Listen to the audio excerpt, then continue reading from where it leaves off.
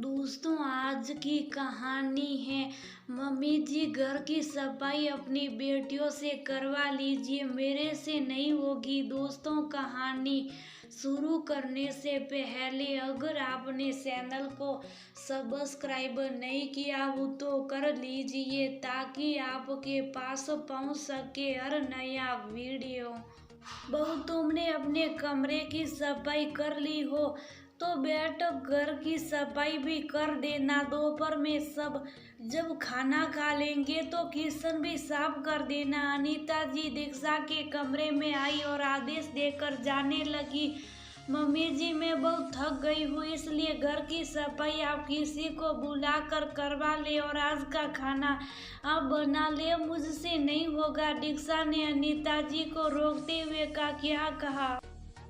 सफाई नहीं करोगी और खाना भी नहीं बनाओगी? तुम नहीं करोगी तो और कौन करेगा? घर की सफाई और खाना बनाने का काम घर की बहू का है, बाहर वालों का नहीं। हर साल तुम्हें ये बात मुझे बतानी पड़ती है। अनीता जी रोज से बोली। अनीता जी की तेज आवाज सुनकर दीक्षा का देवर नकुल आ गया। माँ, इतना तेज क्यों चिल्ला रही हो? बाहर तक आवाज आ रही। मैं क्या तेज चिल्ला रही?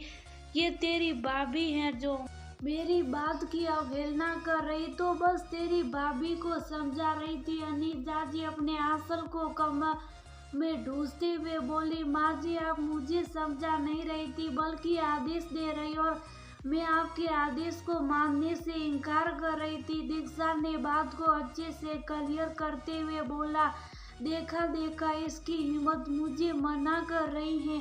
अब यही रह गया कि बहू के रहते मैं बुढ़ापे में घर की सफाई करूं और ये महारानी की तरह बैठकर खाए।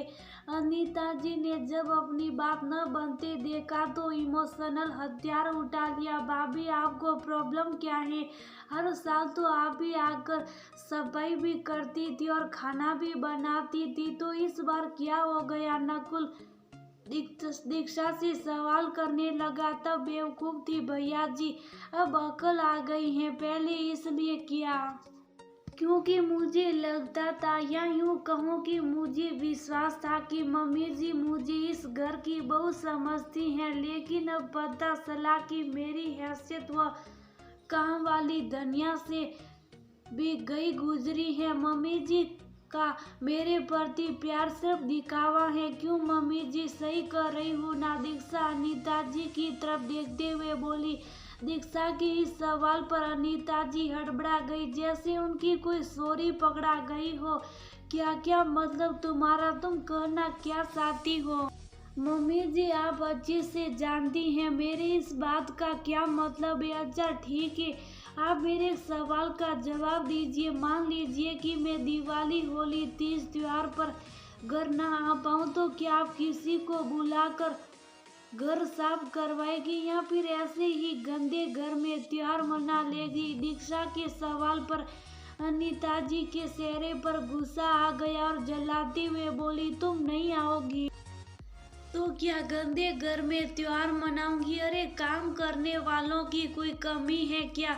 पैसे देकर किसी से भी सफाई करवा लूंगी, बहुत है यहाँ। अरे, धनिया ही तैयार रहती और फिर उसका आदमी यही काम तो करता है, तो आप उसी को बुलाकर सफाई क्यों नहीं करवाती? क्योंकि जब आपके पास मुफ्त की नौकरानी बहू के रूप में है तो क्यों पैसे खर्च करना? हमेशा आप यही कहती कि जब तक मेरी दोनों बेटियां थी आपका घर चमकता रहता था, लेकिन अब हर जगह गंदगी रहती और जाले लगे रहते। मम्मी जी, आपको याद दिला दूं कि दोनों दीदी मिलकर सफाई करती थी और खाना आप बनाती थी। अभी घर पर आप पापा जी और नकुल भैया रहते हैं, तो जाहिर है कि घर आप लोग ही गंदा करते हैं, और आप चाहती हैं कि मैं 30 घंटे का सफर करके आऊँ और आते ही पूरे गंदे घर की सफाई और जाले भी साफ करूँ और खाना भी बनाऊँ। तो यह मुझसे नहीं होगा। किया तब तक किया जब तक कि मैं ये समझती थी कि आप मुझे इस घर की बहू समझती हैं, और फिर आप अकेले क्या क्या कर पाएगी इसलिए सफर से आते ही आपके घर की सफाई शुरू कर देती थी। लेकिन अब नई बहू हो आपकी, कोई सफाई कर्मचारी नहीं। और हाँ, यहाँ तो अपनी बेटियों से सलाह लेना बंद कर दीजिए, या फिर उनसे कहिए कि जैसे पहले वह लोग सफाई करती थी, आए और करके जाए। दीक्षा की बात सुन अनीता जी शुभ हो गई। अनीता जी और दीक्षा की बात सुनने के बाद नकुल बोला, माँ भाभी सही तो कर रही हैं, वो यहाँ इतनी दूर से हमारे साथ त्योहार मनाने आती हैं, लेकिन सफाई करने और खाना बनाने में ही इतना थक जाती हैं कि त्योहार मनाने का मजा उनका खत्म हो जाता है। आपसे हमेशा कहते थे कि सफाई करने वालों को बुलाकर सब साफ करवा लेते हैं, लेकिन आप मना कर देती थी। फिर भाभी की तरफ देखते हुए बोला, भाभी आप परेशान ना हो, आप प्लीज बस खाना बना दीजिए, मैं धनिया के पति को बुलाकर सब सफाई करवाता हूँ। और साथ ही आपसे प्रॉमिस करता हूँ कि अगली बार जब आप आएगी तो घर पूरा सकाशक और साफ मिलेगा। नकुल के आगे अब अनीता जी क्या ही बोलती, गुस्से से पैर पटकते हुए अपने कमरे में चल दी, ताकि अपनी बेटियों को यहाँ की स्थिति बताकर बहू को परेशान करने के कुछ नए तरीके पता कर सके। क्योंकि ये बात तो उनको हजम नहीं होगी कि देवर भाभी ने अपनी टीम बना ली है। आप में से कितनों ने ये सिचुएशन झेली है कि वे ससुराल पहुंचे तो उन्हें घर की सफाई करनी पड़ी, या फिर अपना कमरा ऐसा मिला जैसे वो स्टोर रूम हो।